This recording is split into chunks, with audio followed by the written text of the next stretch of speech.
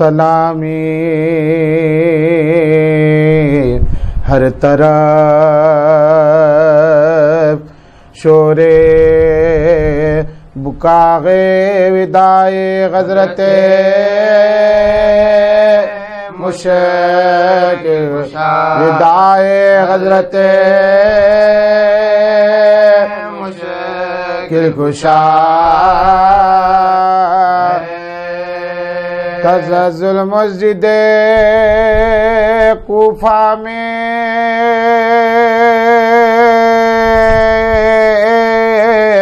حیا ستون کعبہ مانگا ستون کعبہ مانگا علی ابن ابی طالب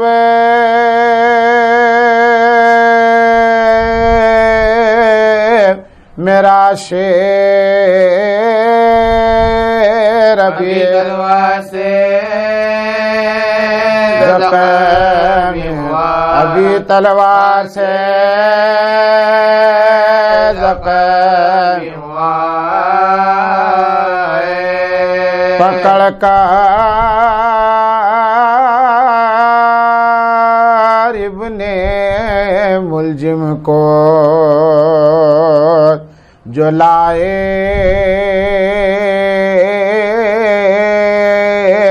کہا اصحاب نے اب حکم کیا غیب شفقت پوچھا قاتل سے علی نے خطا میری گیا تیری خطا کیا بن بچا کا میں یہی احسان کا یہی احسان کا میرے سوا کسی نے جز علی قاتل کو اپنے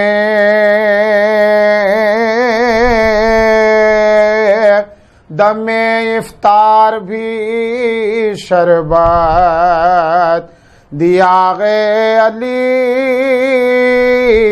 ایسا سقی تھا دریغا گلا شبیر کا پیاسا گلا شبیر کا کٹا ہے سلامی ہے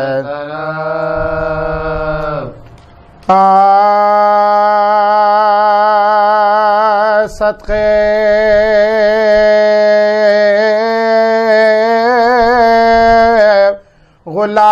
غلام تیری مصیبت کے علی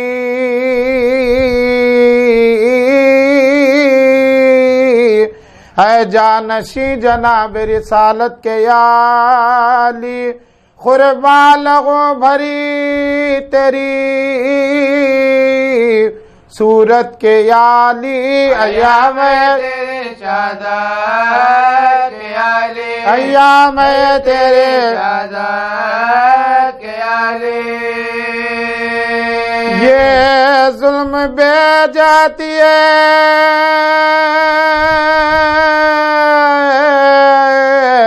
ستم بے سبب ہوا تلوار تیرے سر پہ لگی کیا تلوار تیرے سر پہ لگی کیا تلوار تیرے سر پہ لگی کیا غضب ہوا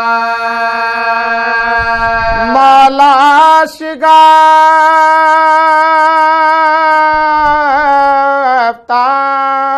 ہوا سجدے میں سر تیرا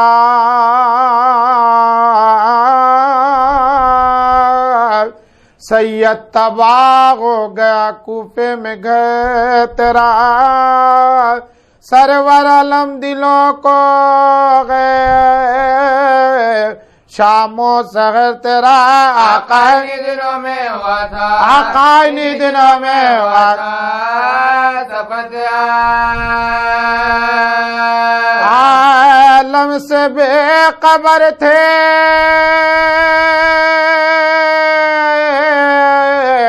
خضوع و خشوع میں تلوار جب لگے تھے جھکے تھے رکو میں تلوار جب لگے تھے جھکے رکو میں لایا تھا صغیر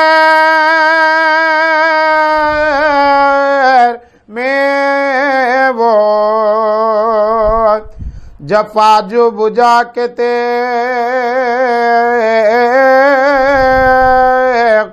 مولا گرے زمین پر سجدے میں کھا کے تیغ گل پڑ گیا کہ سر پر لگی مرتضیٰ کے تیغ کھائے خدا کے شین گھر میں خدا کے دے کھائی خدا کے شین گھر میں خدا کے دے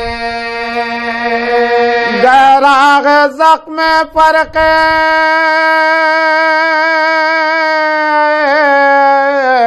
امام حجاز پہ سر سے ڈبک سر سے ڈبک رہا ہے نماز پڑھ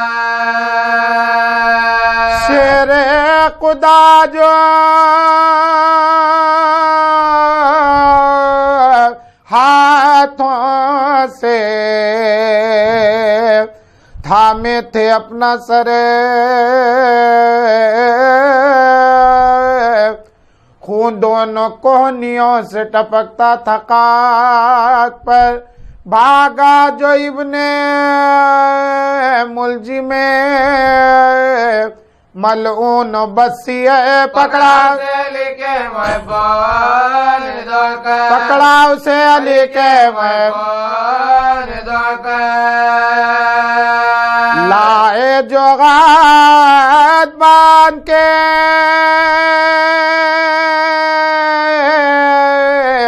مولا کے سامنے خاطر پر مسکرا کے نظر امام نے فرمایا میں نے کون سی کی تھی تیری خطا پاداش نے کیوں کی یہ غیغ جگہ میں کیا میں برائی مانگتا ہے کیا میں برائی مانگتا ہے رویا جو سر جھکا کے تو رویا جو سر جھکا کے تو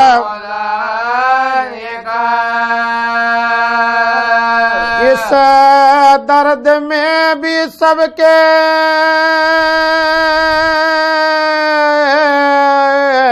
مرض کی دوا غم باندھو نہ مشکل کشایا باندھو نہ اس کے ہاتھ کے کشایا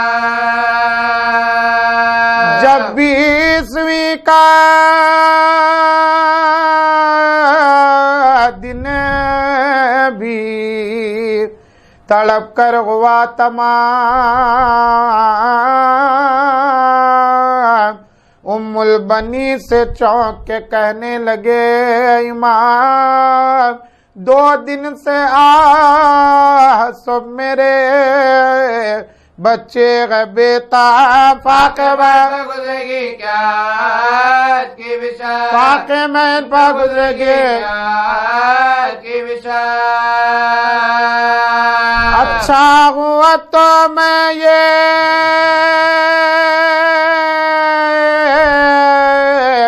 اب بس بے قرار گئے کھانا کھلا کے سبرو کھانا انہیں کھلا کے چپ ہو گئے یہ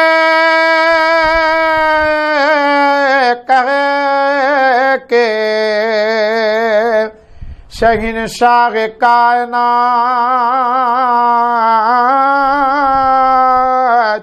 سمجھے یہ سب کے غش میں ہیں شاغ نکو صفات جس وقت باقی رہ گئی کچھ کم گھڑی وہ رات تیغ اجل قطع تیغ اجل قطع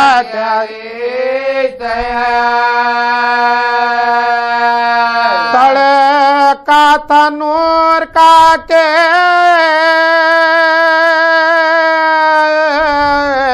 سفر کر گئے علی سب شیعہ بیوہ سب شیعہ بیوہ سب شیعہ بیوہ سب شیعہ بیوہ میں علی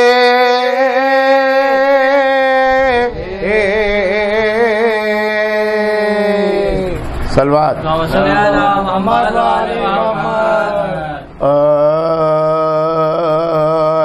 غریبوں کے چار اگر مولا زخمی ہے تیرا سر زخمی ہے تیرا سر مولا کربلا کا غیر نقطہ آقا سوئے جنت تیرا سفر مولا سوئے جنت تیرا سفر مولا تیرا مولد بھی خانہ حق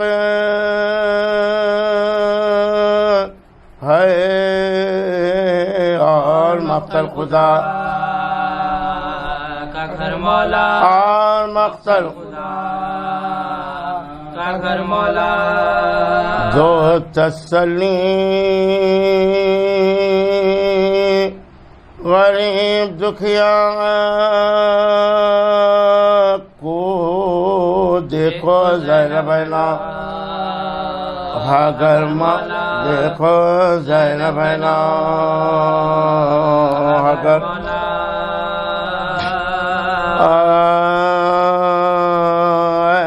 روزہ دار بکا کے یہ روز ہے سعادت پر نزول بلا کے یہ روز ہے سرتاج سیاہ کی عزا کے یہ روز ہے تم سے وداع شیر خدا کے روز زخمی و ایمان تمہارا نماز میں ظالم نے روزہ دار ظالم نے تمہارا نماز میں سر پیٹو مومنو سر حیدر وادنی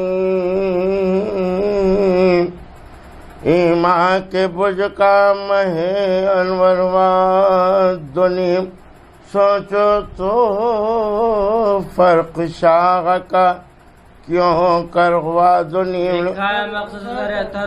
لکھا ہے مغز تکسر اتھروا رہران بال کھولے نبی لنگے سر ہوئے تم بے امام تم بے امام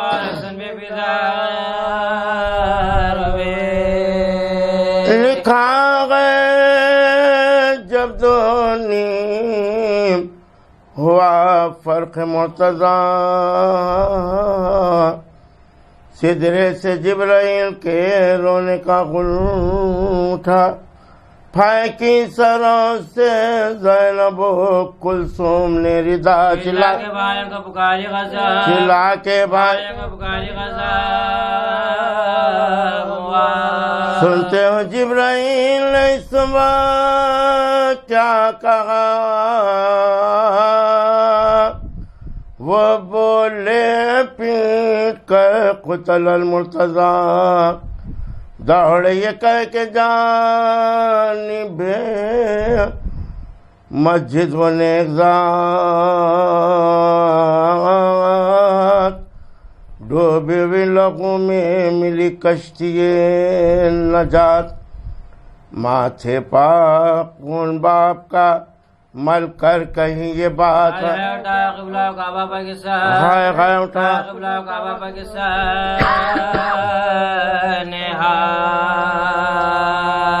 رلوایا نانا جہان کو دار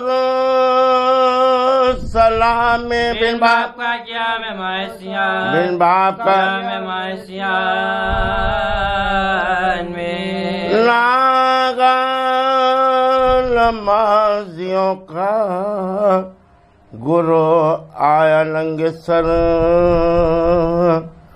حیدر نے مشتبہ سے کہا آنکھیں کھول کر پڑھواؤ تم نماز جماعت کی ہے پسر ہم بیٹھے بیٹھے پڑھتے اپنے مقام ہم بیٹھے بیٹھے اپنے مقام پر لیکن جب ان کے زخم پر رومال باندھو میرا سر شگافتہ آئے لال باندھا حسن نے زخم سر شاہ ذوالجلال بولے علی کے اور کسو درد غیر کمال شبر نے جب کسا تو کیا پھر وہی میں قال چستوان کرے پکارا و خوشیار چستوان کرے پکارا و خوشیار قصہ اب زرد کیسا ہے اسد جلال گئے ہاتھوں سے سر پکڑ کے گاوئی ہاتھوں سے پکڑ کے گاوئی حال ہے پڑھوا کے پھر نماز جماعت کی مشتبہ بابا کے سر پر پڑھنے لگے آئے شفا لاگا کہ یہ کسی عورت نے دین دا زہرا کے پیارے تم سے زینب نے ہے زہرا کے پیارے تم سے زینب نے ہے کہا بابا کو میرے جل جو گھر میں لاؤ گے تو سر بھرے ڈاوش کری مسجد میں پاؤ تو سر بھرے ڈاوش کری مسجد میں پاؤ گے بولے علی حواس ابھی سے بجا نہیں زینب سے کہہ دو کوفہ یہ کربلا زینب سے کہہ دو کوفہ یہ کربلا نہیں میں بے دیار بے کسو بے آشنا نہیں شیعہ گردن رغیل جفا شیعہ گردن رغیل جفا نہیں پردے سے ننگے سر تو ابھی کیوں نکلتی خیچار پر حسین کے تلوار چاہ حلق پر حسین کے تلوار چاہتی ہے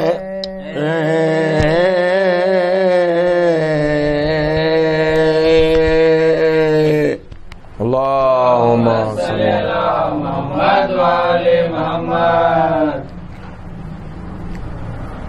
بسم اللہ الرحمن الرحیم اللهم كل وليك الحجة ابن الحسن صلواتك عليه وعلى آبائه في هذه الساعة وفي كل ساعة وليا وحافظا وقائدا وناصرا ودليلا وعينا حتى تسكنه أرزك طوعا وتمتعه فيها طويلا برحمتك يا أرحم الراحمين اللهم صل على محمد وآل محمد. آپ تمام سے معروضہ ہے کہ ایک مرتبہ سورہ الحمد اور 3 مرتبہ سورہ اخلاص کی تلاوت فرما کر نواب مرزا جعفر علی خان ابن مرزا ذوالفقار علی خان مرحوم و مغفور، نواب مرزا حسین علی خان ابن مرزا جعفر علی خان مرحوم و مغفور، نواب مرزا ذوالفقار علی خان ابن مرزا حسین علی خان مرحوم و مغفور، محترمہ نور النساء بیگم زوج نواب مرزا جعفر علی خان مرحوم مغفور کی ارواح کے لیے سال فرمائیں۔ بسم اللہ۔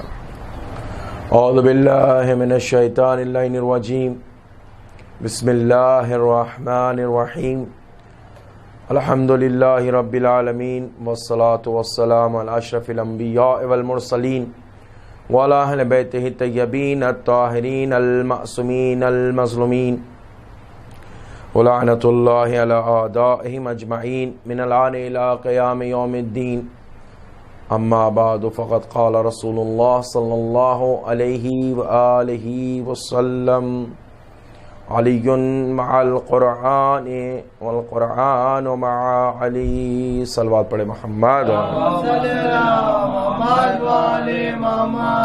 سب سے پہلے تو ہم شہادت امیر کائنات امیر المومنین علی ابن ابی طالب علیہ الصلوۃ والسلام کی تعزیت و تسلیت، بارگاہ اہدیت، بارگاہ رسالت، بارگاہ عصمت و طہارت، بارگاہ امامت و ولایت، بالخصوص امام زمانہ ارواحنا فدا کی بارگاہ میں تعزیت و تسلیت پیش کرتے ہیں، وارث اعزا کی بارگاہ میں۔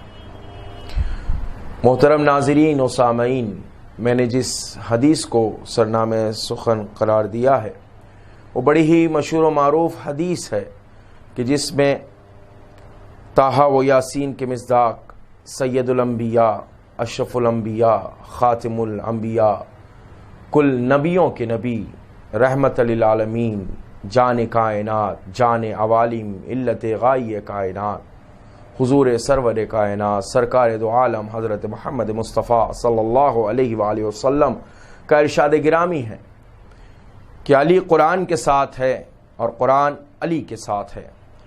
یہ حدیث اتنی مشہور ہے کہ اگرچہ کہ حوالوں کی ضرورت نہیں ہے، لیکن چونکہ یہ محفوظ رہ جائے اس لیے عرض کر رہا ہوں۔ حاکم نیشاپوری نے اس کو نقل کیا ہے، تاریخ خلفاء میں سیوطی نے، جلال الدین سیوطی نے اس کو نقل کیا ہے، اور سوائق محرقہ میں یہ روایت موجود ہے، یہ حدیث موجود ہے۔ علی قرآن کے ساتھ ہے اور قرآن علی کے ساتھ ہے۔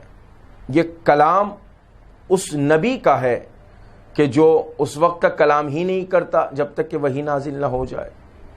سرکار رسالت مآب نے ارشاد فرمایا کہ علی قرآن کے ساتھ ہے اور قرآن علی کے ساتھ ہے۔ کیسا اٹوٹ رشتہ ہے ان دونوں کا۔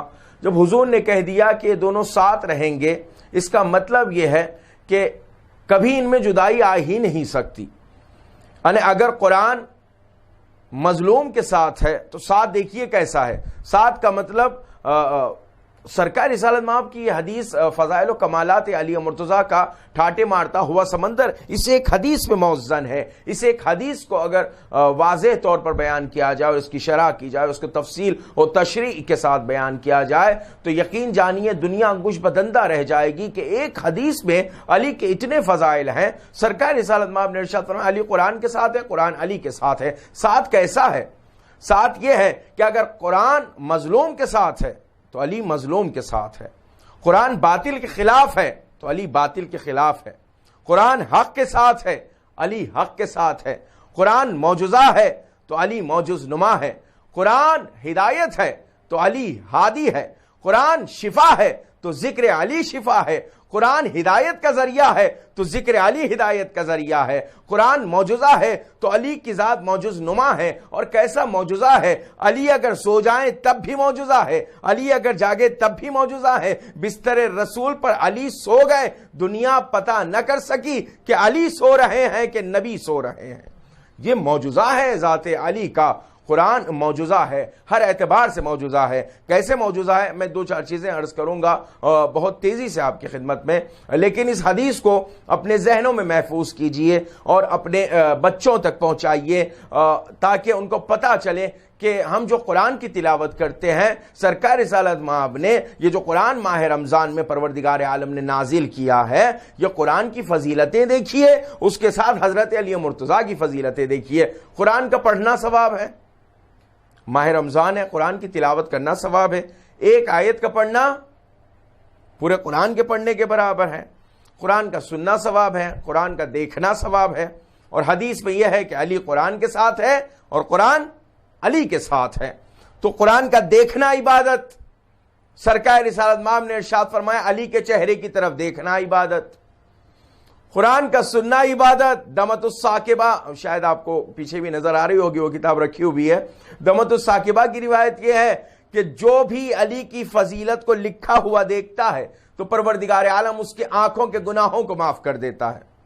کتاب یہی ہے، جا کے دیکھیے گا، لائبریریز میں موجود ہوگی، اور بہت ساری کتابیں، القطرہ رکھی ہوئی یہیں پہ بازو میں آپ دیکھ رہے ہیں، القطرہ میں بھی یہ روایت موجود ہے کہ جو بھی آنکھ سے لکھی ہوئی فضیلت علی کو دیکھتا ہے تو پروردگار عالم اس کے آنکھوں کے گناہوں کو معاف کر دیتا ہے۔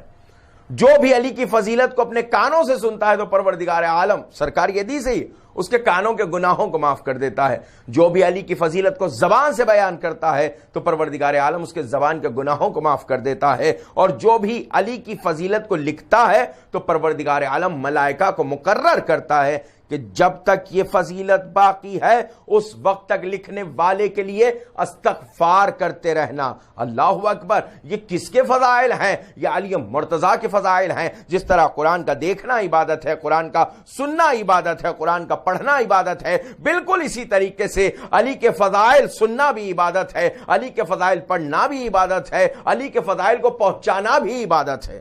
سب سے بڑی عبادت یہی ہے کہ علی کے فضائل کو دنیا تک پہنچایا جائے، علی کے کمالات کو دنیا کے حوالے کیا جائے، تاکہ دنیا کو پتا چلے کہ پروردگار عالم نے اپنے گوہر نایاب کو اس دنیا میں بھیجا تھا، جسے علی مرتضیٰ کہتے ہیں۔ تو قرآن علی کے ساتھ ہے، علی قرآن کے ساتھ ہے۔ کتنی مماثلت ہے قرآن و علی کے درمیان میں! جہاں بھی مظلوموں کا ساتھ ہے وہاں پہ قرآن ہے، اور جہاں قرآن ہے وہاں علی مرتضیٰ ہے۔ قرآن معجزہ ہے ہر اعتبار سے۔ کیسے معجزہ ہے قرآن؟ کہتے ہیں صاحب پروردگار عالم نے 104 صحیفے نازل کیے۔ ذرا سا توجہ فرمائیے ناظرین، 104 صحیفے نازل کیے، 104 صحیفوں کو سمیٹا، خلاصہ کیا تو توریت و زبور و انجیل میں اس کو محفوظ کیا، توریت و زبور و انجیل کا خلاصہ کیا تو اس کو قرآن میں محفوظ کیا، قرآن مجید کا خلاصہ کیا تو اسے سورہ یاسین میں محفوظ کیا، سورہ یاسین کا خلاصہ کیا تو اسے سورہ الحم میں محفوظ کیا، سورہ الحم کا خلاصہ کیا تو اس کو بسم اللہ الرحمن الرحیم میں محفوظ کیا، بسم اللہ کو محفوظ کیا تو اسے بائے بسم اللہ میں محفوظ کیا، پورے بسم اللہ کا خلاصہ کیا تو بائے بسم اللہ میں محفوظ کیا، بائے بسم اللہ کا خلاصہ کیا تو اس کو نقطے میں محفوظ کیا۔ اور علی مرتضیٰ کہتے ہیں میں وہ نقطہ ہوں جو بائے بسم اللہ کے نیچے دیا جاتا ہے۔ تو علی مرتضیٰ بتانا چاہتے ہیں 104 صحیفے سمٹے تو توریت و زبور و انجیل بنا، توریت و زبور و انجیل سمٹا تو قرآن بنا، قرآن سمٹا تو یاسین بنا، یاسین سمٹا تو الحم بنا، الحم سمٹا تو بسم اللہ الرحمن الرحیم بنا، بسم اللہ الرحمن الرحیم سمٹا تو بائے بسم اللہ بنا، بائے بسم اللہ سمٹا تو نقطہ بنا۔ اور نقطہ کون ہے؟ وہ ذات مبارک علی کائنات ہے، امیر المومنین ہے، کہ جس میں یہ تمام علوم سمٹے ہوئے ہیں۔ اس کا مطلب کیا ہے؟ مطلب یہ ہے یہ علی کی ذات مبارکہ نہیں ہے۔ اگر توریت کو دیکھنا ہے تو علی کے سینے کی طرف دیکھو، زبور کو دیکھنا ہے تو علی کے سینے کی طرف دیکھو، انجیل کو دیکھنا ہو تو علی کی طرف دیکھو، علوم قرآن کو دیکھنا ہو تو علی کی طرف دیکھو۔ اس لیے تو علی مرتضیٰ نے کہا ینحدر عنی السیل ولا یرقی الی الطیر، مجھ سے فضیلتوں کے چشمے پھوٹ پھوٹ کر نکلتے ہیں اور کسی کا طائر خیال بھی مجھ تک نہیں پہنچ سکتا، اور مسند علم بچھا دی جائے اور مجھے بٹھا دیا جائے تو توریت والوں کے درمیان توریت سے فیصلہ کروں گا، زبور والوں کے درمیان زبور سے فیصلہ کروں گا، قرآن والوں کے درمیان قرآن سے فیصلہ، انجیل والوں کے درمیان انجیل سے فیصلہ۔ کیوں؟ علی مرتضیٰ بتا رہے ہیں کہ دنیا سمجھ لے اور ہوش کے ناخن لے، یہ علی کی ذات مبارکہ ہے جس کے سینے کو پروردگار عالم نے علوم کا زخار سمندر قرار دیا ہے۔ مولائے کائنات کون ہے؟ تاریخ گواہ ہے کہ پروردگار عالم نے ان ذوات مقدسہ کو اپنا مظہر قرار دیا ہے۔ اس کے صفات جلالیہ و جمالیہ کے اگر کوئی مظہر ہے تو یہ ذوات مقدسہ ہیں۔ امیر المومنین علی بن ابی طالب کی ذات مبارکہ ہے جس میں پروردگار عالم نے ان صفات کو رکھا ہوا ہے۔ کیسے صفات ہیں؟ کہا کہ جو چاہتے ہو مجھ سے پوچھو، مسند علم بچھا دی جائے اور مجھے بٹھا دیا جائے تو میں توریت والوں کے درمیان توریت سے فیصلہ کروں گا، زبور والوں کے درمیان زبور سے فیصلہ، انجیل والوں کے درمیان انجیل سے فیصلہ، قرآن والوں کے درمیان قرآن سے فیصلہ۔ اس لیے کہ مجھے معلوم ہے کہ قرآن کی کون سی آیت کہاں نازل ہوئی، کون سی ناسخ ہے، کون سی منسوخ ہے، کون سی محکم ہے، کون سی متشابہ ہے، کون سی مکی ہے، کون سی مدنی ہے، کون سی بری ہے، کون سی بحری ہے، کون سی حالت حضر میں نازل ہوئی، کون سی حالت سفر میں نازل ہوئی، کون سی محکم ہے، کون سی متشابہ ہے۔ یہ علوم قرآن ہے جو مولا کائنات کہہ رہے ہیں کہ اگر علم لینا ہے تو مجھ سے لو، اگر علم حاصل کرنا ہے تو مجھ سے حاصل کرو۔ اس لیے سرکار رسالت مآب نے ارشاد فرمایا علی قرآن کے ساتھ ہے اور قرآن علی کے ساتھ ہے۔ اس لیے قرآن کو معجزہ، جس طرح پروردگار عالم نے ہر نبی کو ایک معجزہ عطا کیا۔ موسیٰ کو کون سا معجزہ عطا کیا تھا؟ موسیٰ کو عصا دیا گیا تھا، یہ معجزہ ہے تمہارا، اس کو استعمال کرو اور دنیا کے سامنے بتا دو کہ پروردگار عالم نے تم کو کون سی طاقت دی ہے۔ عصا ڈالتے تو اژدہا بن جاتا۔ یہ معجزہ کس کے پاس تھا؟ موسیٰ کے پاس۔ عیسیٰ کا معجزہ تمام انبیاء کا تذکرہ نہیں کروں گا، نہیں تو بات طویل ہو جائے گی۔ عیسیٰ کا معجزہ کیا تھا؟ عیسیٰ کا معجزہ یہ تھا کہ وہ مردوں کو پیر مارتے تھے اور زندہ کرتے تھے، اور ہاتھ لگاتے تو مریض شفا یاب ہو جاتے تھے۔ یہ عیسیٰ کا معجزہ تھا کہ انہیں مسیح بنایا تھا۔ سرکار رسالت مآب کا معجزہ کیا ہے؟ سرکار رسالت مآب کا معجزہ ہے قرآن، جو رہتی دنیا تک باقی رہنے والا ہے اور قائم رہنے والا ہے۔ اس لیے پروردگار عالم نے اپنے حبیب کو ایسا معجزہ دیا، عصائے موسیٰ ختم ہو گیا، جناب عیسیٰ چرخ چہرم پر چلے گئے، لیکن قرآن آج بھی محفوظ ہے۔ لیکن حدیث رسول بڑھ کے کہتی ہے، یاد رکھو جب تک قرآن محفوظ ہے اس وقت تک فضائل علی بھی محفوظ ہے۔ اس لیے کہ علی قرآن کے ساتھ ہے، قرآن علی کے ساتھ ہے۔ معجزہ رکھا تو معجزے کے ساتھ چیلنج بھی رکھا، کیا ہے؟ ان کنتم فی ریب مما نزلنا علی عبدنا فأتوا بسورۃ من مثلہ۔ اگر تمہیں شک ہے، ذرا سا توجہ فرمائیے ناظرین، انشاءاللہ لطف آئے گا۔ علی قرآن کے ساتھ ہے، قرآن علی کے ساتھ ہے، ہونا تو یہ چاہیے تھا اس حدیث کے اوپر اتنی مجالسیں ہوتی اور اتنی تقریریں ہوتی، تب بھی کم تھا۔ یعنی میں تو دو چار چیزیں عرض کروں گا چونکہ وقت نہیں ہے، نہیں تو اس پہ تو تفصیل سے بات کی جا سکتی ہے۔ توجہ فرمائیے، قرآن معجزہ ہے، کیسے؟ ہم نے عرض کیا 104 صحیفے اور تمام تفسیر۔ اب سنیے آیت قرآن کی کیا ہے؟ قرآن معجزہ ہے رہتی دنیا تک کے لیے۔ ان کنتم فی ریب مما نزلنا علی عبدنا فأتوا بسورۃ من مثلہ، اگر تمہیں اس بات کا گمان ہے، ریب کہاں آیا تھا؟ ذالک الکتاب لا ریب فیہ ھدی للمتقین، جو سورہ بقرہ کی ابتدائی آیت الف لام میم ذالک الکتاب لا ریب فیہ۔ ریب کس کو کہتے ہیں؟ اگر تمہیں شک ہو، گمان ہو، ہلکا سا بھی تمہیں شائبہ ہو اس بات کا کہ ہم نے جو اپنے بندے پہ نازل کیا ہے یہ خدائی کلام نہیں ہے، تو کیا کرو؟ فاتو بسورۃ من مثلہ، اس جیسا ایک سورہ بنا کے لے آؤ۔ کیسے؟ قرآن کے جیسا ایک سورہ بنا کے لے آؤ۔ یہ کس کا چیلنج ہے؟ قرآن کا چیلنج ہے۔ اللہ اکبر، قرآن چیلنج کرتا ہے کہ اس جیسا ایک سورہ بنا کے لے آؤ۔ دنیا ترقی کر رہی ہے، علم کے دعوے کر رہی ہے اور بڑے بڑے ریسرچ سینٹر بنا رہی ہے، لیکن قرآن کل بھی معجزہ تھا، آج بھی معجزہ ہے، قیامت تک معجزہ رہے گا، اور دنیا کو یہ چیلنج دیتا رہے گا۔ اگر تم یہ اس بات کا تم کو گمان ہے کہ یہ خدائی کلام نہیں ہے تو اس جیسا ایک سورہ بنا کے لے آؤ نا۔ اور حدیث میں ارشاد کیا ہے سرکار رسالت مآب کا؟ قرآن علی کے ساتھ، علی قرآن کے ساتھ ہیں۔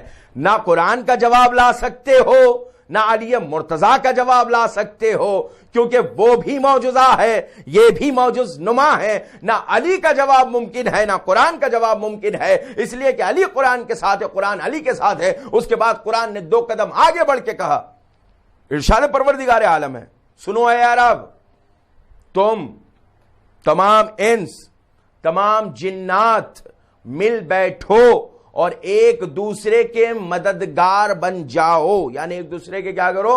ہیلپ کرنا شروع کر دو، مدد کرنا شروع کر دو۔ تب بھی قرآن کا جواب نہیں لا سکتے۔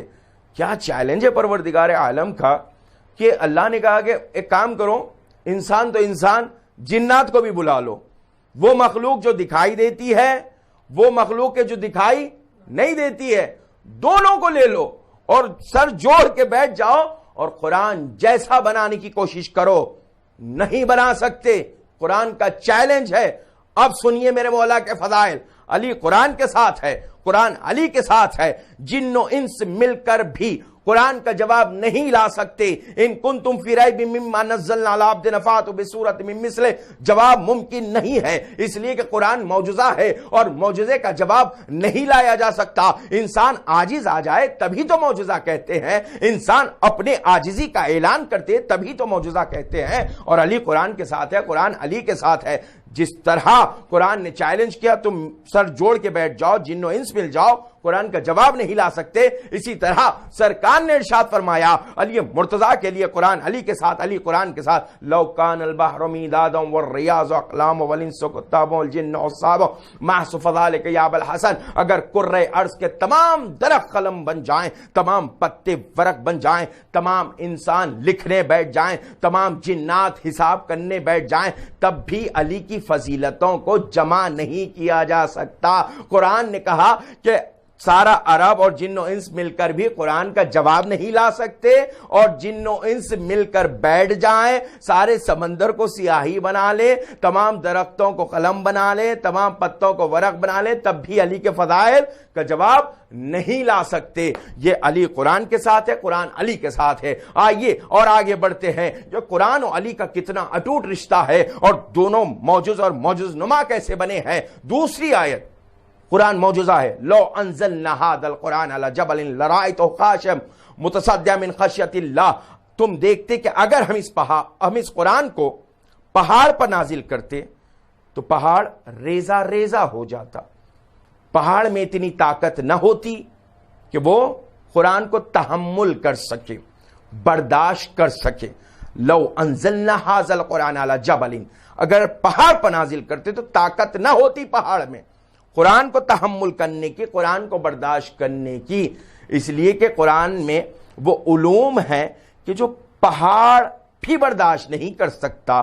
اس لیے قلب پیغمبر کا انتخاب کیا قرآن کی نازل کرنے کے لیے. مضبوط ہو، تحمل ہو، قرآن نازل کیا. پہاڑ میں وہ تحمل نہ تھا، پہاڑ میں وہ قوت برداشت نہ تھا. تو قلب مضبوط ہو تو قرآن آتا ہے. توجہ رکھیے گا. اور علی قرآن کے ساتھ ہے، قرآن علی کے ساتھ ہے.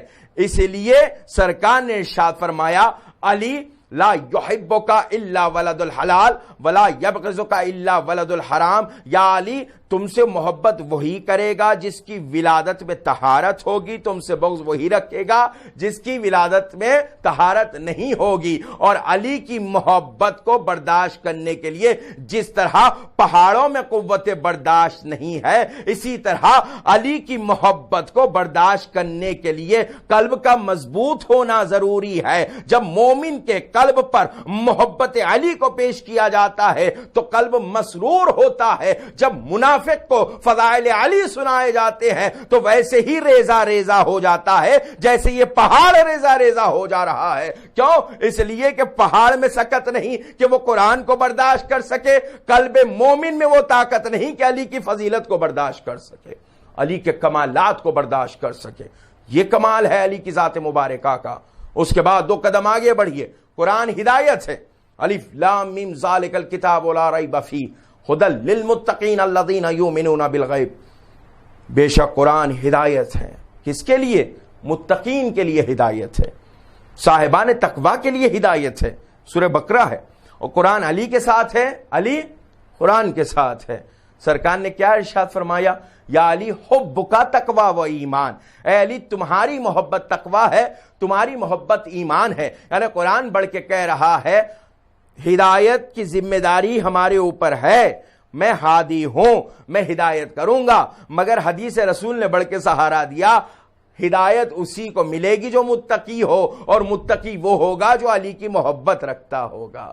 یعنی علی کی محبت دل میں ہوگی تو وہ صاحبان تقوی ہوں گے، اور جو صاحبان تقوی ہوں گے قرآن بڑھ کے ان کی ہدایت کرے گا. اور قرآن کے لیے کہا لا یمسہ الا المطہرون. قرآن کو کوئی چھو نہیں سکتا مگر یہ کہ طاہر ہو، مگر یہ کہ پاک و پاکیزہ ہو. یعنی قرآن کو چھونے کے لیے طہارت شرط ہے. بغیر طہارت کے قرآن کو چھویا نہیں جا سکتا، قرآن کو مس نہیں کیا جا سکتا. میں کہوں صاحب یہ آیت واضح نہیں ہے یا اس کا مفہوم واضح نہیں ہے. کیسے واضح نہیں ہے؟ مطلب قرآن تو چھونے والے بہت سارے لوگ ہیں جو قرآن پہ ایمان نہیں رکھتے مگر پھر بھی قرآن چھوتے ہیں. یہودی ہیں قرآن چھوتے ہیں، عیسائی ہیں قرآن چھوتے ہیں. غیر مسلم ہے وہ قرآن چھوتے ہیں. تو قرآن کیا کہنا؟ سورہ واقعہ کی آیت ہے. کیا مطلب قرآن نہیں چھو سکتے؟ کہا یہاں پہ علماء علم تفسیر نے کہا یہاں پہ چھونے سے مراد قرآن کا ظاہر چھونا نہیں ہے، بلکہ وہ قرآن پڑھ تو سکتے ہیں مگر قرآن سمجھ نہیں سکتے، ویسا درک نہیں کر سکتے جیسا سمجھنا چاہیے، ویسے حاصل نہیں کر سکتے جیسے حاصل کرنا چاہیے، یعنی قرآن کے باطن تک نہیں پہنچ سکتے. اس کا مطلب یہ قرآن کے باطن تک پہنچنے کے لیے طہارت کا ہونا ضروری ہے. یعنی قرآن کے باطن کو حاصل کرنے کے لیے طہارت کا ہونا ضروری ہے. جس طرح قرآن کے باطن تک پہنچنے کے لیے طہارت کا ہونا ضروری ہے، اور علی قرآن کے ساتھ ہے، قرآن علی کے ساتھ ہے. بغیر طہارت کے قرآن سمجھ میں نہیں آتا، بغیر طہارت کے علی بھی سمجھ میں نہیں آتا. یعنی علی کو سمجھنے کے لیے طہارت باطنی شرط ہے. جس طرح احکام میں یہ ہے کہ آپ نماز پڑھنے آئیے تو وضو کر کے آئیے، غسل کر کے آئیے. کیوں صاحب؟ کنی طہارت شرط ہے. مصلی پہ آنے کے لیے بھی طہارت چاہیے. اسی طرح علی کے محبت میں قدم اٹھانے کے لیے بھی طہارت شرط ہے. بغیر طہارت کے محبت علی نہیں آتی، اور یہ بھی حدیث رسول ہے. تو توجہ فرمایا آپ نے، علی قرآن کے ساتھ ہے، قرآن علی کے ساتھ ہے. قرآن یتیموں کے ساتھ ہے تو علی یتیموں کے ساتھ ہے.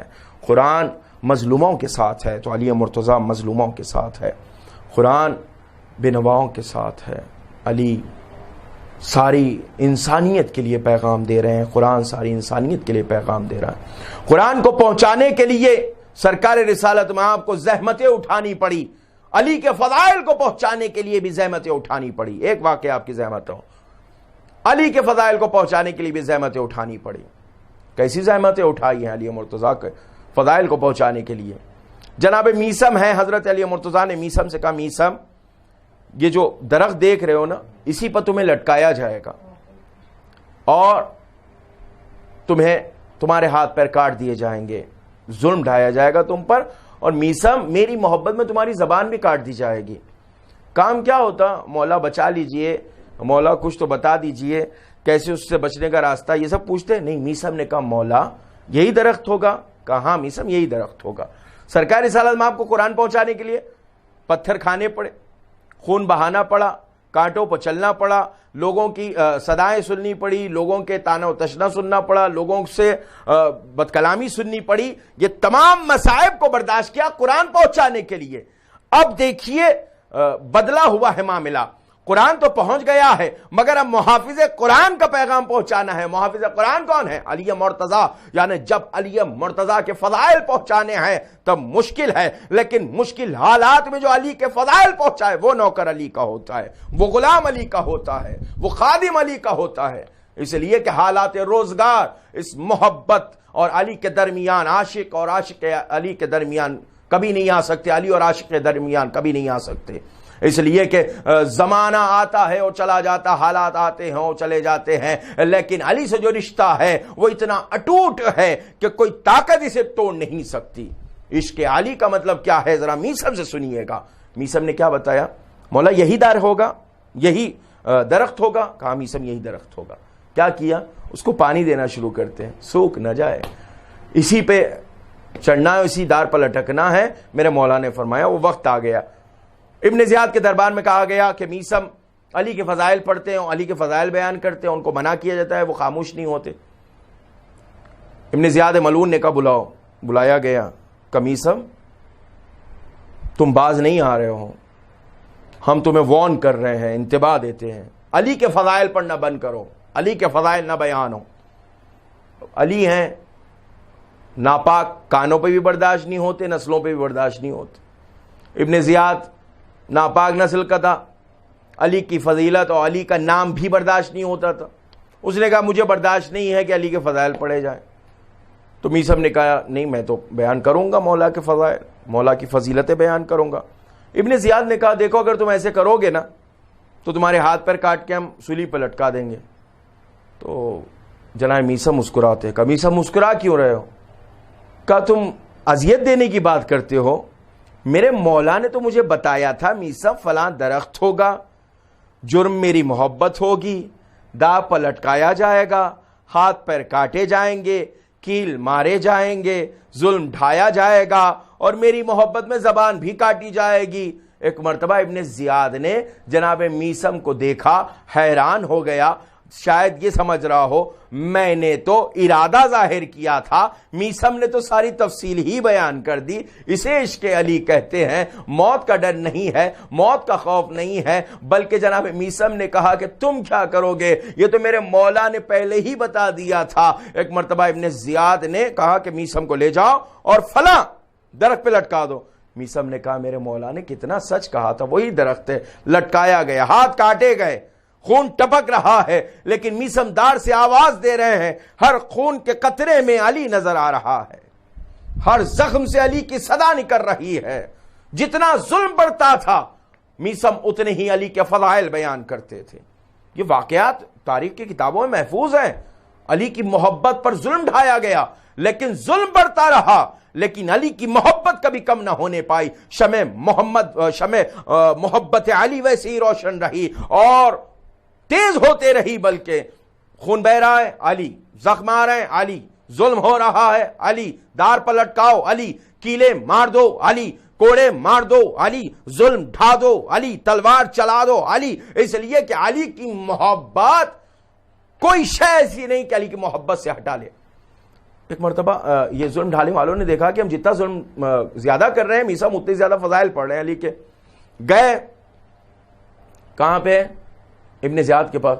صاحب وہ تو نہیں رک رہے ہیں، وہ تو نہیں رک رہے ہیں۔ ہاں ابن زیاد نے ایک چیز کہی تھی، میں نے عرض نہیں کیا آپ کی خدمت میں۔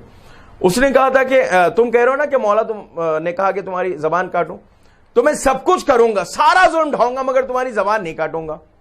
میں تمہارے مولا کو جھوٹا ثابت کرنا چاہتا ہوں، نعوذ باللہ من ذالک۔ تو میثم نے مسکرائے کہا تھا میرے مولا نے جو کہا تھا نا وہ سچ ہوگا۔ یہ زمین آسمان ہو سکتا ہے لیکن میرے مولا کا فرمایا ہوا جھوٹ نہیں ہو سکتا۔ کیا ایمان ہے! ابن زیاد کے دربار میں ٹھہر کے آنکھ میں آنکھ ڈال کے حاکم وقت کے میثم نے کہا تھا کہ یہ ہو ہی نہیں سکتا، تم زبان کاٹو گے، تم میری زبان کاٹو گے۔ جب یہ لوگ چلے نا، آئے ابن زیاد کے بعد یہ جو سپاہی تھے اس کے، صاحب وہ تو نہیں رک رہے، ان کا ہم نے ہاتھ کاٹ دیا، نہیں رک رہے، ان کو کیل مار دیا، ان کو کوڑے مار دیا، ان کو زخمی کر دیا، مگر وہ فضائل بیان کر رہے ہیں کہ جاؤ جا کے زبان کاٹ دو۔ آئے ہیں سپاہی، آنے کے بعد جناب میثم کے قریب آئے تو میثم نے پوچھا رکو کیا کرنے آئے ہو؟ کہ تمہاری زبان کاٹنے۔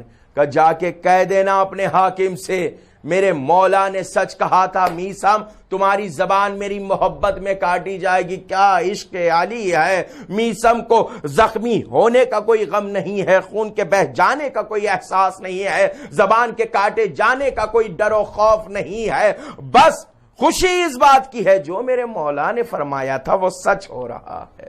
اللہ اکبر! یہ ہے محبت علی، یہ ہے عشق علی۔ قرآن علی کے ساتھ ہے، علی قرآن کے ساتھ ہے، علی قرآن کے ساتھ ہے، قرآن علی کے ساتھ ہے۔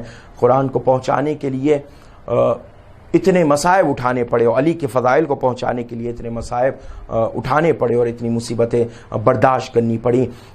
ایک واقعہ آپ کی زحمت تمام ہے، قرآن نے ہمیشہ بوریاں نشینی کو ترجیح دی ہے، قرآن نے سادہ زندگی گزارنے کو ترجیح دی ہے، قرآن نے ہمیشہ باتقویٰ رہنے کو ترجیح دی ہے، قرآن نے ہمیشہ وہ تعلیمات دیے ہیں کہ جو انسانیت کے لیے اور جو انسانوں کے لیے مشعل راہ ہیں اور جس سے انسانیت اپنے کمال پر پہنچ سکتی ہے۔ اگر ان تمام چیزوں کو عملی طور پر دیکھنا ہے تو علی مرتضیٰ کی ذات مبارکہ میں ہم کو نظر آئے گا۔ قرآن نے کہا مسکینوں کے ساتھ کیسے سلوک کرنا ہے، علی مرتضیٰ نے بڑھ کے کہا میں کر کے بتاتا ہوں۔ قرآن نے کہا دیکھو یتیموں کا خیال رکھنا، انہیں جھڑکنا نہیں، انہیں پریشان نہ کرنا، علی مرتضیٰ نے بڑھ کے کہا میں بتاتا ہوں۔ یتیموں کے درمیان بیٹھے ہوئے علی مرتضیٰ یتیموں کے ساتھ ایسے سلوک کرتے ہیں۔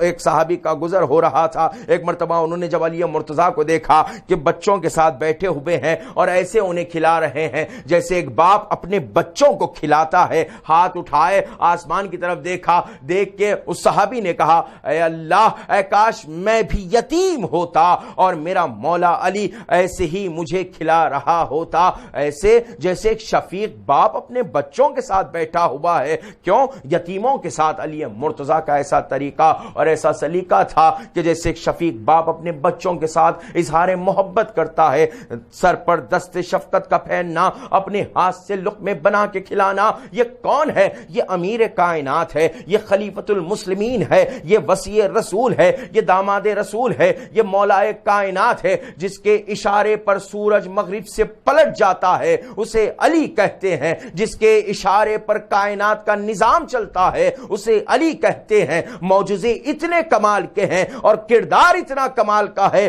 کہ جو یتیموں میں بیٹھ کے خوشی محسوس کرتا ہے, جو فقیروں میں بیٹھ کے خوشی محسوس کرتا ہے, جو کوفے کے غربا و فقراء میں روٹی تقسیم کرتا ہوا نظر آتا ہے لیکن چہرہ ڈھپا ہوتا ہے, اور رات کی تاریکی میں علی مرتضیٰ روٹیاں تقسیم کرنے نکلتے ہیں اور سرہانے رکھ کے چلے جاتے ہیں, نہ دینے والے کو پتا کہ کون دے رہا ہے, نہ لینے والے کو پتا کہ کون لے رہا ہے. یہ کیا طریقہ ہے؟ علی مرتضیٰ بتانا چاہتے ہیں کہ دیکھو, جب بھی کوئی نیکی کرو صرف تم جانو یا تمہارا خدا جانے, لینے والے کو پتا نہ چلے کہ دینے والا کون ہے, اس لیے کہ پروردگار عالم جانتا ہے کہ تم کس کے لیے کر رہے ہو. بس علی مرتضیٰ کا یہی کردار آج کے اس ہمارے زمانے میں لانے کی ضرورت ہے, جہاں پر ہمارے مومنین و مومنات اور ساری دنیا پریشان ہے. علی مرتضیٰ کا کردار اپنائیے. علی مرتضیٰ کا کردار کیا ہے؟ فقراء کا خیال کرو, یتیموں کا خیال کرو,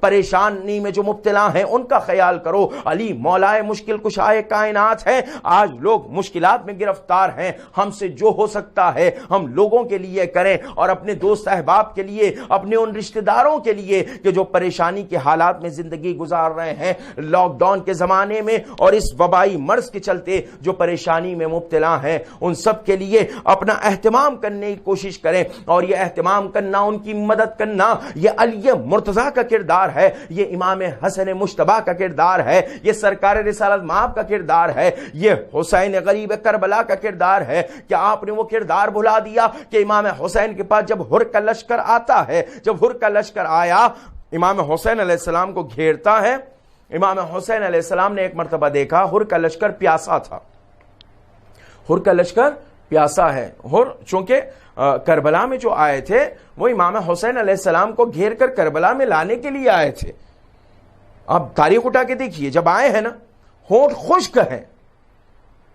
امام حسین علیہ السلام نے کیا کیا؟ پیاسے معلوم ہوتے ہو, عباس پانی کا انتظام کرو, مولا دشمن ہے آپ کے, قتل کرنے آئے آپ کو. عجب نہیں امام حسین کہ وہ ان کا کردار ہے, یہ ہمارا کردار ہے, وہ ان کا ظرف ہے, یہ ہمارا ظرف ہے. روایتیں بتاتی امام حسین نے اپنے ہاتھوں سے پانی پلایا اور جانوروں کو دیکھا. حضرت عباس سے کہتے ہیں عباس جانور بھی پیاسے, خبردار اس وقت تک پانی نہ ہٹانا جب تک یہ سیراب نہ ہو جائیں. یہ کردار کون سا کردار ہے؟ یہ امام حسین علیہ السلام ہے جو اپنے دشمن کو اپنے ہاتھ سے پانی پلائے اسے حسین کہتے ہیں, جو رات کی تاریکی میں روٹیاں تقسیم کرے اسے علی کہتے ہیں, اور جو روزے کی حالت میں روٹیاں اٹھا کر کبھی مسکین کو, یتیم کو اور اسیر کو دے دے تو پورا سورہ نازل ہوتا ہے جسے سورہ دہر کہا جاتا ہے. کیا ہے وہ؟ یطعمون الطعام علی حبہ مسکینوں و یتیموں و اسیرا, وہ اس کی محبت میں مسکینوں, یتیموں, اسیر کو روٹیاں کھانا کھلا دیتے ہیں اور کوئی جزا بھی نہیں چاہتے, کوئی شکریہ بھی نہیں چاہتے. کیوں؟ اس لیے کہ جو کچھ کیا ہے وہ اللہ کے لیے کیا ہے. کردار یہ ہو, طریقہ یہ ہو کہ اللہ کے لیے کریں, اور سیرت اہل بیت کی ہے کہ محتاجوں کی مدد کی جائے, فقیروں کی مدد کی جائے, ناداروں کی مدد کی جائے, مسکینوں کا خیال کیا جائے, فقراء کا خیال کیا جائے, جو مشکلات میں گرفتار ہیں ان کی مشکل کے حل کے لیے 2 قدم آگے بڑھائے جائیں تاکہ پتہ چلے کہ ہاں علی کے ماننے والے ہیں, علی کے چاہنے والے ہیں. یتیموں کا جو خیال کرتے تھے وہ علی, فقیروں کا جو خیال کرتے تھے وہ علی, غرباء کے ساتھ جو حسن سلوک کرتے تھے وہ علی. ساری دنیا میں اس کردار کی ضرورت ہے, مگر وہ علی کہ جو غرباء کا خیال کرتا تھا وہ مسجد کوفہ میں سر پر ضربت لگنے کے بعد کہتا فزت ورب الکعبہ, رب کعبہ کی قسم علی کامیاب ہو گیا.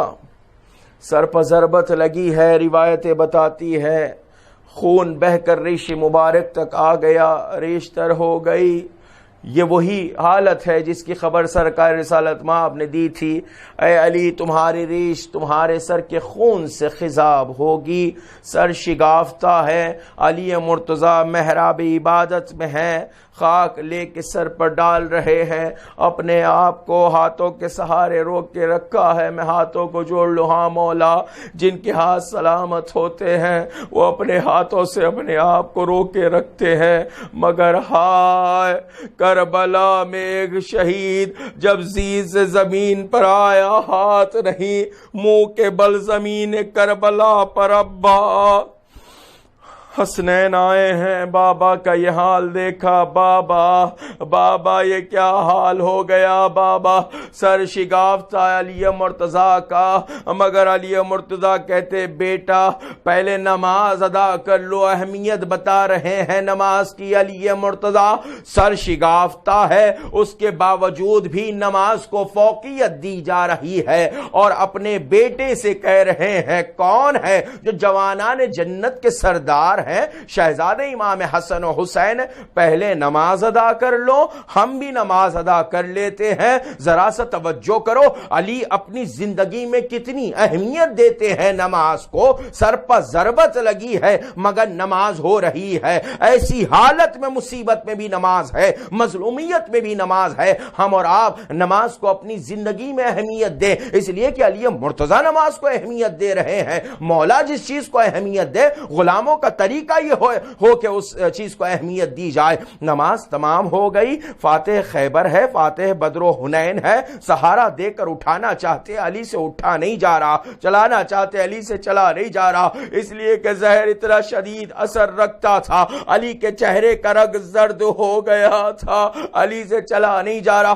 ایک فرش کو منگایا گیا، فرش منگا کر علی کو لٹایا گیا، ایک طرف سے حسین ہے، ایک طرف سے عباس ہے، ایک طرف سے محمد حنفیہ ہے، ایک طرف سے امام حسن ہے، فرش میں لٹا کر بیت الشرف کی طرف لے جا رہے تھے۔ اثناء راہ میں امام علی مرتضیٰ نے امام حسن کو دیکھا، گریہ کر رہے ہیں، آنسو بہا رہے ہیں۔ امام حسن کو دیکھ کر علی مرتضیٰ نے کہا بیٹا حسن گریہ نہ کرو، صبر کرو، تقدیر الہی پر راضی رہو، اس لیے کہ ہم اس کی رضا پر راضی رہتے ہیں۔ حسین صبر کرو، میرے عباس صبر کرو بیٹا۔ عباس بھی گریہ کر رہے ہیں، باب الحوائج بھی آنسو بہا رہے ہیں، حسن مجتبی، محمد حنفیہ، چاہنے والے سب گریہ کر رہے ہیں۔ علی مرتضیٰ سب کو تسلی دے رہے ہیں، صبر کرو، حوصلہ رکھو، اللہ کی رضا پر راضی رہو۔ تلقین کرتے کرتے جب گھر تک پہنچے ہیں، بیت الشرف پہ آ گئے، ایک مرتبہ علی مرتضیٰ نے آواز سنی، زینب و ام کلثوم کے رونے کی آواز۔ اب تک جو علی حسن کو دلاسا دے رہے تھے، حسین کو دلاسا دے رہے تھے، باب الحوائج کو دلاسا دے رہے تھے، اب علی سے صبر نہ ہوا، علی گریہ کرنا شروع کرتے ہیں۔ کیوں؟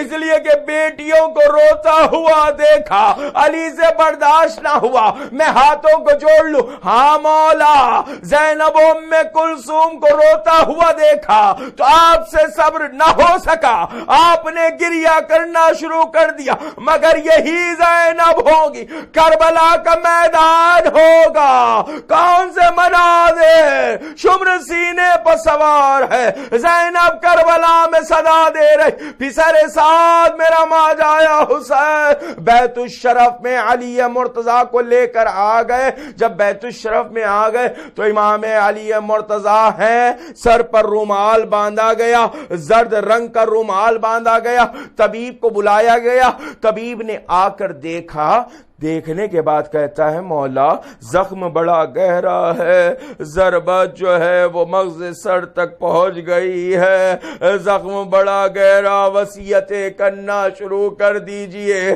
علی مرتضیٰ نے وصیتیں کرنا شروع کی ہے۔ اس کے بعد فرماتے ہیں کہ بیٹا حسن ابن ملجم نے ایک ضربت لگائی ہے، تم بھی اسے ایک ضربت لگانا، اگر میں باحیات رہا تو میں قصاص لے لوں گا۔ مگر ایک بی بی ایسی تھی جو بڑی مضطرب تھی، بڑی پریشان تھی۔ وہ کون سی بی بی ہے؟ وہ جناب زینب ہے۔ بار بار حجرے میں آتی ہے، پھر باہر نکل جاتی ہے، گریا کرتی ہے، پھر داخل ہوتی ہے، بابا کو دیکھتی ہے، پھر پریشانی سے باہر نکل جاتی ہے۔ ایک مرتبہ امام حسن نے روکا، روک کے کہا بہن زینب اتنا اضطراب ہے، تم جاتی ہو پھر نکل جاتی ہو۔ تڑپ کے کہا اے بھیا میں کیسے برداشت کروں، میرے بابا کے سر پر ضربت ہے، سر شگافتہ ہے۔ جیسے ہی علی نے سنا زینب اندر آ جاؤ، زینب کو بلا۔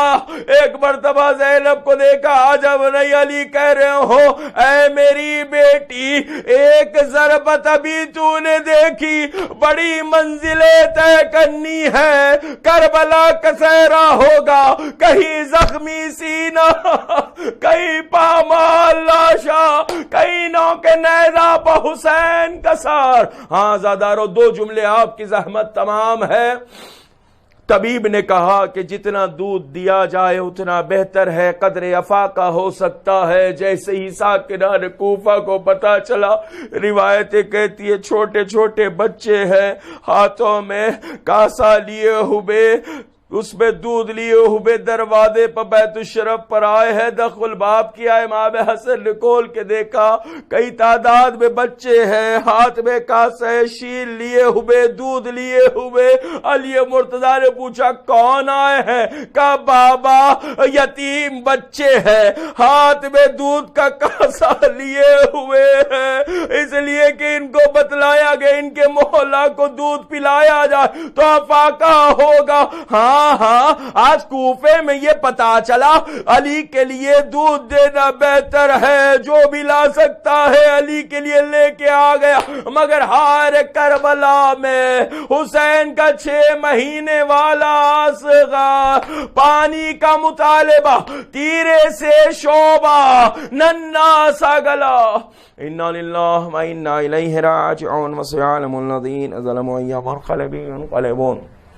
اللهم بحق محمد وانت المحمود، بحق علی وانت العلا، بحق فاطمہ وانت فاطر السماوات والارض، بحق الحسن وانت المحسن، بحق الحسین وانت قدیم الاحسان۔ پروردگار اس عزاداری کو ہم سے قبول فرما، اس تعزیت و تسلیت کو ہم سے قبول فرما۔ امیر المومنین علی علیہ السلام کے قاتلوں پر لعنت فرما، ان کے عذاب میں اضافہ فرما، علی سے بغض رکھنے والوں پر لعنت فرما، علی سے کینہ رکھنے والوں پر لعنت فرما، علی سے حسد رکھنے والوں پر لعنت فرما، علی سے بغض رکھنے والوں پر لعنت فرما، علی کے دشمنوں پر لعنت فرما، ان کی نسلوں پر لعنت فرما، ان کے عذاب میں اضافہ فرما جو علی کے قاتل ہیں اور علی کے دشمن ہیں، اس لیے کہ جو علی کا دشمن ہے وہ خدا کا دشمن ہے اور رسول کا دشمن ہے، جو علی کا دوست ہے وہ اللہ کا دوست ہے اور رسول اللہ کا بھی دوست ہے۔ ہم اللہ کے بھی دوست ہیں، رسول کے بھی دوست ہیں، اس لیے کہ ہم علی سے محبت کرتے ہیں۔ جو علی سے محبت کرتا ہے وہ سب سے محبت کرتا ہے، اس لیے کہ علی کی محبت ساری محبتوں سے جوڑتی ہے۔ پروردگار ہمیں ہمیشہ علی کی محبت سے متمسک رکھنا، علی کی محبت پر خاتمہ فرما۔ پروردگار یہاں جو تیری بارگاہ میں اٹھائے اس پر اپنی نعمت رحمت برکت نازل فرما، ہمارے گناہان کبیرہ و صغیرہ کو معاف فرما، ہمارے مرحومین کی مغفرت فرما، جن کی مغفرت فرما دیا ان کے درجات کو عالی فرما، جو مومن مومنات پریشان حال ان کی پریشانیوں کو دور فرما۔ پروردگار جو بھی خدمت دین میں لگے ہوئے ہیں اور خدمت خلق میں لگے ہوئے ہیں، یعنی جو لوگوں کی مدد کر رہے ہیں، پروردگار دامے درہمے سخنے، چاہے وہ کوئی بھی ڈپارٹمنٹ ہو، چاہے پولیس ہو، چاہے محکمہ پولیس ہو، چاہے میڈیا ہو، چاہے ڈاکٹر نرسز، جو بھی اس کام میں بڑھ رہے ہیں، پروردگار ان سب کو اپنی حفظ و امان میں رکھ، ان کی توفیقات میں اضافہ فرما۔ جو انسانیت کی خدمت کر رہے ہیں، چونکہ اسلام کا پیغام یہی ہے، حضرت علی کا پیغام یہی ہے کہ انسانیت کی خدمت کی جائے، پروردگار ہم سے ہمارے اعمال کو قبول فرما۔ ہماری دعاؤں کو قبول فرما، ہماری حاجتوں کو قبول فرما، اپنے ولی کے ظہور میں تعجیل فرما، ہم سب کو ان کے اعوان انصار میں شمار فرما۔ ربنا تقبل منا انک انت السمیع العلیم بحق محمد وآلہ الطاہرین۔ آپ حضرات سے معروضہ ایک مرتبہ سورہ الحمد اور 3 مرتبہ سورہ اخلاص کی تلاوت فرما کر نواب مرزا جعفر علی خان مرحوم ابن مرزا ذوالفقار علی خان مرحوم، نواب مرزا حسین علی خان مرحوم ابن نواب مرزا جعفر علی خان مرحوم، محترمہ نور النساء بیگم مرحومہ اور مرزا ذوالفقار علی خان مرحوم ابن مرزا حسین علی خان مرحوم کے ارواح کے لیے اس سال فرمان۔ بسم اللہ الرحمن الرحیم۔